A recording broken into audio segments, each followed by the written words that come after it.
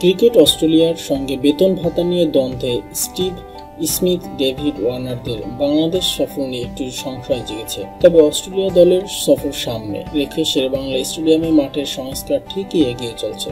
মাঠের পানি নিষ্কাশন ব্যবস্থার সংস্কার হয়ে গেছে, লাগানো হয়েছে নতুন ঘাস। আগস্টে বাংলাদেশ অস্ট্রেলিয়া টেস্ট ম্যাচের অপেক্ষায় মিরপুরের শেরেবাংলা স্টেডিয়ামের এই অবস্থা। সংকট আরও বাড়ল। ক্রিকেট অস্ট্রেলিয়ার সিএ শর্ত মেনে কালও নতুন চুক্তিতে সই করেননি অস্ট্রেলিয়ার ক্রিকেটাররা। সুতরাং আজ সকালে ঘুম থেকে উঠেই নিজেদের বেকার হিসেবে আবিষ্কার করবেন স্মিথ ও ওয়ার্নাররা। আজ থেকে তারা আর সি এর চুক্তিভুক্ত চাকুরে নন। ক্রিকেটাররা অবশ্য বলেছেন চাকরি না থাকলেও সমস্যা নেই। ক্রিকেটারদের মুখপাত্র হয়ে কাল জশ হ্যালউড বলে দিলেন, বেতন না পেলে ক্ষতি নেই, সি এর অন্যায্য প্রস্তাব মানার চেয়ে বেকার থাকা ভালো। ঘরোয়া প্রথম শ্রেণীর ক্রিকেটে দর্শক হয় না, এই যুক্তিতে ওই পর্যায়ে খেলা ক্রিকেটারদের লভ্যাংশ দিতে চাইছে না সিএ। হ্যাজলুডদের আপত্তি এখানেই। অস্ট্রেলিয়া ক্রিকেটের এই সংকটের আঁচে এসে পড়তে পারে বাংলাদেশেও।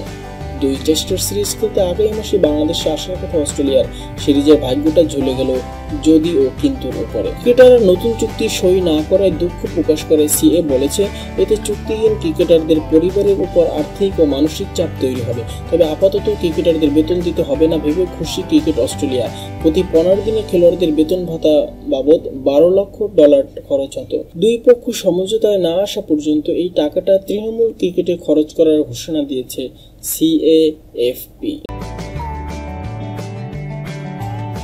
এতক্ষণ ধরে বেস্ট বাংলা নিউজের সাথে থাকার জন্য ধন্যবাদ। নিউজ প্রেজেন্টেশনটা যদি আপনার ভালো লেগে থাকে তাহলে লাইক করতে ভুলবেন না। আর পরবর্তী আপডেট পেতে অবশ্যই সাবস্ক্রাইব করে আমাদের সাথে